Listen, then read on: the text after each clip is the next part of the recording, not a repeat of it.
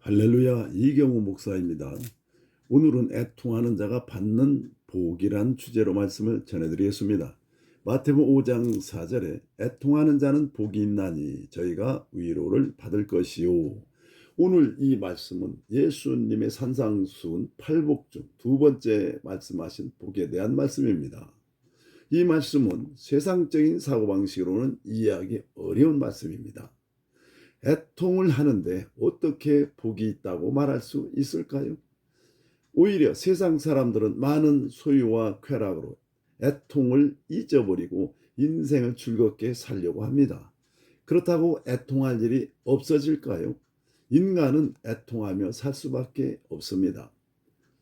인간의 삶 속에는 애통할 일이 끊임없이 일어납니다. 성경에 인생은 고난을 위하여 났나니 불티가 위로 나름 같으니라고 기록되어 있습니다. 인생은 고난이 끊임없이 연속되기 때문에 애통하며 살 수밖에 없습니다. 인간은 하나님께 지은 죄값으로 저주가 다가와서 일생을 고난 가운데 살게 되어 있습니다. 그래서 누구나 다 애통하며 삽니다. 그러나 하나님은 야고보서 1장 1절에 고난이 오면 기쁘게 여기라고 하셨습니다. 기뻐하라가 아니라 고난이 오면 기뻐할 수는 없지만 기쁘게 여기라고 했습니다. 고난을 어떻게 기쁘게 여길 수 있을까요? 야고보서 1장 2절에 너희로 온전하고 구비하여 조금도 부족함이 없게 하려 함이라. 고난을 통해서 복을 받을 그릇으로 만드시기 때문입니다. 그러므로 고난이 오면 애통하는 것이 아니라 하나님을 의지하여 기쁘게 여기고 살라는 것입니다. 그러므로 우리는 고난이 올 때 애통하지 말아야 합니다. 그런데 오늘 말씀은 애통하라고 하십니다. 무슨 뜻일까요? 오늘 말씀에서 애통이라는 말은 우리 안에 있어야 할 아주 중요한 것이 없어서 마음 아파하는 것입니다. 또 한 가지 뜻이 있는데 우리 안에 없어야 할 것이 있어서 마음 아파하는 것입니다. 사람 안에 꼭 있어야 할 것이 무엇입니까? 하나님의 생명입니다. 그 안에는 하나님의 고유 성품인 의가 있습니다. 의는 예수 그리스도를 영접하여 거듭나면 의가 들어옵니다. 하나님 앞에 나가려면 의가 반드시 있어야 합니다. 의가 없이는 하나님 앞에 나가지를 못합니다. 하나님의 의를 가지고 있는 사람은 죄에서 구원받은 의인입니다. 반면에 우리 안에 없어야 할 것은 무엇일까요? 죄입니다. 죄는 인간이 하나님께 불순종해서 들어왔습니다. 우리 안에 들어온 이 죄는 우리를 의롭지 못하게 하고 우리를 지배하여 자유롭지 못하게 하고 하나님과의 관계를 끊어 놓습니다. 이사야서 59장 1절에 여호와의 손이 짧아 구원치 못하심도 아니요 귀가 둔하여 듣지 못하심도 아니라 오직 너희 죄악이 너희와 너희 하나님 사이를 내었고 너희 죄가 그 얼굴을 가리워서 너희를 듣지 않으시게 함이니. 자, 하나님이 우리를 축복하셔도 우리가 받지 못하는 것은 하나님과 우리 사이에 죄가 가려져 있기 때문입니다.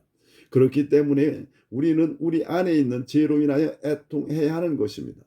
애통해야 할 두 가지 이유 중 하나는 하나님의 생명이 없어서 애통을 해야 하는데 그리스도인은 그 생명을 얻었으므로 애통해야 할 한 가지는 해결되었습니다. 그러나 우리 안에 없어야 할 죄가 있으므로 애통하라는 것입니다. 가슴 아파라는 것입니다. 그러나 우리는 우리 안에 없어야 할 죄 때문에 애통하기보다는 다른 이유로 애통할 때가 많습니다. 어떤 애통입니까? 세상에서 갖고 싶은 것을 갖지 못하는 데서 애통합니다. 대학에 떨어져 애통하고 복권 당첨이 안 돼서 애통하고 주식 떨어져 애통하고 세상에서 상처받고 억울하고 분해서 오는 애통입니다. 오늘날 우리가 살고 있는 이 시대는 울지 않을 것은 울고 울어야 할 것은 오히려 울지 않는다는 것입니다. 이것은 예수님께서 말씀하셨듯이 피리를 불어도 춤을 추지 않는 세대, 애곡하여도 울지 않는 세대와 같은 것입니다. 마음이 삭막해져서 감정이 마비된 상태를 말하고 있는 것입니다. 하나님은 우리가 그 어떤 것에도 애통하는 것을 원치 않으십니다. 오직 죄를 지었을 때만이 애통하기를 원하시고 그런 사람에게 함께 하셔서 위로하시고 평안을 주시고 축복하시는 것입니다. 이와 같이 본문에서 말하는 애통의 참된 의미는 죄에 대한 애통인 것입니다. 시편 51편에서 다윗은 이렇게 말합니다. 물은 나는 내 죄과를 아오니 내 죄가 항상 내 앞에 있나이다. 내가 주께 범죄하여 주의 목전에 악을 행하였사오니 주께서 말씀하실 때 의로우시다 하고 주께서 심판하실 때에 순전하시다 하리다. 그는 하나님 앞에서 자기의 죄를 보았습니다. 그리고 하나님과 올바른 관계를 맺지 못하는 자신의 모습을 보면서 마음 아파하며 주께로 돌아가기를 열망했습니다. 베드로도 주님을 3번 부인하고 마음이 찢어지는 아픔을 겪었습니다. 그러자 주님이 부활 후에 베드로를 찾아가 위로하시고 힘을 주셨습니다. 이사야가 성전에 들어갔을 때 하나님의 영광을 목격하는 순간 상대적으로 거룩하지 못한 자신을 발견하고 화로다 나는 망하게 되었도다. 나는 입술이 부정한 사람요라고 말하며 애통했습니다. 사람은 자신의 힘으로는 자기 죄를 볼 수 없습니다. 오직 하나님을 만날 때만 자신을 볼 수 있고 자신이 죄인임을 발견하게 되는 것입니다. 사람은 하나님을 만날 때 자신이 죄인임을 깨닫게 됩니다. 그리고 하나님 앞에서 자기 자신이 죄인임을 발견하는 사람마다 애통하지 않을 수 없는 것입니다. 그러므로 애통하는 사람은 자신의 마음에 있는 죄를 보는 사람입니다. 이러한 사람은 죄로부터 승리하는 참된 해결을 가져오고 하나님과의 관계가 깊어짐으로 심령천국이 이루어져 마음의 평안과 기쁨을 누리며 믿음으로 살게 되는 것입니다. 신앙생활은 죄와 싸움의 연속입니다. 성령은 우리가 신앙이 깊어질수록 죄에 대한 반응이 민감하게 하십니다. 그 이유는 복 있는 인격으로 만드시기 위해서입니다. 그러면 애통하는 자가 왜 복을 받습니까? 죄에 대해 애통하는 사람은 인격이 성숙하기 때문입니다. 자신의 죄에 대해서 애통하는 사람은 자기 자신의 문제로 끝나는 것이 아닙니다. 다른 사람의 죄를 보고 애통하게 됩니다. 자신의 죄에 대해 애통하는 사람은 다른 사람의 죄를 보고 비판하지 않고 정죄하지 않고 긍휼히 여기고 관용할 수 있기 때문에 마음의 상처를 받지 않고 사랑할 수 있게 됩니다. 사랑은 인간의 최고 수준 높은 의식으로 인격도 최고 수준 높은 인격이 되는 것입니다. 그러나 자신 안에 있는 죄를 보지 못하는 사람은 애통할 수도 없고 그런 사람은 다른 사람이 자신에게 잘못했을 때 정죄하기 때문에 마음의 상처를 받습니다.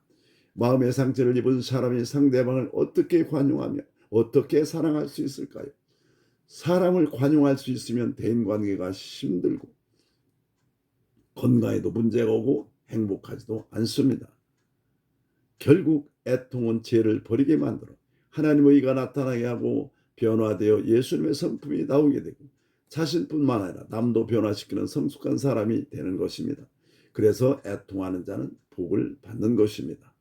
두 번째로 애통하는 자는 어떤 복을 누리게 될까요? 애통하는 자는 복이 있나니 위로를 받을 것이요. 오늘 말씀에서 위로를 받다는 말의 뜻은 누군가가 부름을 받아서 곁에 서 있다라는 의미입니다. 이 말은 보혜사란 말과 같은 말입니다. 예수님은 성령을 보혜사라고 말씀하셨습니다. 우리가 죄를 깨닫고 그 죄에 대하여 참으로 아파하는 사람은 바로 그 곁에 성령께서 임재해 계시고 함께 하시는 것입니다. 그래서 베드로가 사도행전 2장 38절에서 베드로가 이르되 너희가 회개하여 각각 예수 그리스도 이름으로 세례를 받고 죄 사함을 받으라. 그리하면 성령의 선물을 받으리니라. 시편에서도 여호와는 마음이 상한 자에 가까이 하시고 그 중심에 동행하는 자를 구원하신다고 했습니다.